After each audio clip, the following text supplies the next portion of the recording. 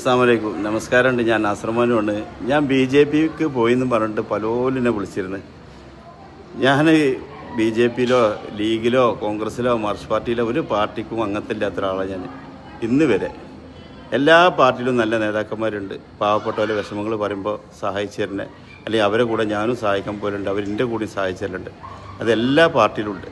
അത്തരക്കാരെ കൂടെ ഞാൻ കൂടുതലുണ്ട്. ഇത് അഡ്വക്കേറ്റ് പ്രകാശേട്ടടുത്ത് ഞങ്ങൾ എത്താൻ കാരണം വല്ലപ്പോഴുള്ള അനീഫാജിൻ്റെ ഒരു സ്റ്റേ ഓർഡർ കിട്ടാൻ വൈകിയെന്ന്. അപ്പോൾ അനീഫാജി വിളിച്ച് ഒരുപാട് സങ്കടം പറഞ്ഞു, എത്രയും പെട്ടെന്ന് വേണം. അതിനാണ് വക്കീലിനെ വിളിച്ചത് രാവിലെ. അപ്പോൾ വക്കീൽ പറഞ്ഞു അപ്പോൾ പോകേണ്ട തീരെ ഉച്ചക്ക് എന്നെ വിളിച്ചുകൊണ്ട് 4 മണിക്ക് അരീക്കോട്ടേക്ക് വരി മോനങ്ങൾ അവിടെ വെച്ച് സംസാരിക്കാറ്. അങ്ങനെ ഞാൻ അനീഫാജിനോട് പറഞ്ഞു 3 മണിക്ക് നിങ്ങൾ വരുമ്പോൾ അരീക്കോട്ടേക്ക് പോകണമെന്ന്. അനീഫാജിക്ക് എന്താ പേരക്കുട്ടിക്ക് ഛർദിയായിട്ട് വരാൻ പറ്റിയില്ല.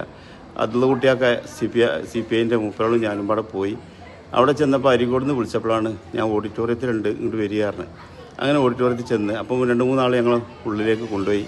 സ്റ്റേജിൽ ഇതിലാണ് പിന്നെ പ്രകാശേട്ടൻ ഇരിക്കുന്നത്. പ്രകാശേട്ടൻ കയ്യിൽ നിന്ന് പറഞ്ഞാൽ എത്രയും പെട്ടെന്ന് സ്റ്റേ ഓർഡർ ഒന്ന് കിട്ടിയാൽ അനിഫാജി ആകെ വിഷമിച്ച് പിന്നെ വക്കീലാറ് അത് പെട്ടെന്ന് ശരിയാക്കാൻ 2 ദിവസം കൊണ്ട് ശരിയാക്കാം, ഞാൻ വാട്സപ്പിൽ അയക്കാം. പിന്നെ എനിക്ക് 2 വാക്ക് മാനിനെ പറ്റി ഇവിടെ പറയേണ്ടതാണ്. അങ്ങനെ മൂപ്പരാൾ ഇത് നാസർ മാനു പല ആൾക്കാർക്കും അറിയാം. അദ്ദേഹം ജാതി മത രാഷ്ട്രീയം ഇല്ലാതെ എല്ലാ വിഭാഗത്തിനും അദ്ദേഹത്തിന് കൊണ്ട് കഴിയുന്ന സഹായം ചെയ്യുന്ന ആളാണ്. ഞാനും അദ്ദേഹത്തിൻ്റെ കൂടെ കുറേ പാവങ്ങളെ സഹായിക്കാറുണ്ട്. നമുക്ക് ഒരുപാട് ഇഷ്ടമുള്ള ആളാണ് കാരണം. അങ്ങനെ ഒരു മനുവിനെ ഞാനൊന്ന് ഒരു ആദരവ് കൊടുക്കാറുണ്ട്. ഒരു സ്റ്റാളിനെ അണിച്ചു. അതിൻ്റെ ശേഷം എന്നോട് 2 വാക്ക് പറഞ്ഞിട്ട് മോന് പോയിക്കൊള്ളിയാറ്. അങ്ങനെ ഞാനും അവിടെ പറഞ്ഞെന്താ, എനിക്കൊരു പാർട്ടിയിലും അംഗത്തില്ല, ഒരു രാഷ്ട്രീയ പാർട്ടിയിലും ഞാൻ പങ്കാളിത്തില്ല. എല്ലാ പാർട്ടിയിലും നല്ല വ്യക്തികളുണ്ട്, ഒലക്കെ ഒപ്പം ഞാൻ കൂടുതലുണ്ട്. എന്നെ സംബന്ധിച്ച് പാവപ്പെട്ടവരെ സഹായിക്കുന്ന പോലെയാണ് എനിക്കിഷ്ടം. നിങ്ങളൊന്ന് സഹായിച്ചു നോക്കി. ഇപ്പം എൻ്റെ മോൻ്റെ അവസ്ഥ നിങ്ങൾ ആലോചിച്ച് നോക്കണം. എൻ്റെ മോനെ ആയിരക്കണക്കിന് ആൾക്കാരെ പ്രാർത്ഥന ഇട്ട്, ആരാണ് മോനെ ഹോസ്പിറ്റലിൽ കൊണ്ടുപോയെന്ന് അറിയില്ല. അപ്പം നമുക്കൊക്കെ എല്ലാവരും രക്തം അങ്ങോട്ടും ഇങ്ങോട്ടും പറ്റും. അങ്ങനെ നല്ല സൗഹാർദ്ദപരമായ ഒരു വാക്കുകൾ പറഞ്ഞ് ഞാനും തന്നെ നിർത്തി പോന്നു.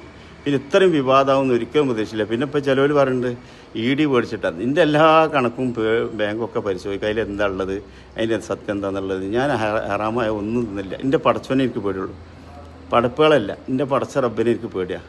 പടച്ച റബ്ബിൻ്റെ കൂടെ ഉണ്ടെന്നും എല്ലാ കാര്യത്തിലും എന്നെ സപ്പോർട്ട് ചെയ്തിട്ട് എനിക്ക് ഗ്യാരണ്ടിയാണ്. എവിടെ എന്നെ വിഷമിപ്പിക്കില്ല. ഇപ്പോൾ അനാവശ്യമായിട്ടാണ് പലരും ഈ വീഡിയോ എടുത്ത് കണ്ട് ഇല്ലാത്ത ഞാൻ BJP പോയി മറ്റേ പോയി പറിച്ച് പോയി എന്നിട്ട് എന്നെ ഇടങ്ങറാക്കുന്നത്. നിങ്ങൾക്ക് അതിൽ സുഖം കിട്ടിയ സന്തോഷം കൊണ്ട് നിങ്ങൾ ആസ്വദിക്കും.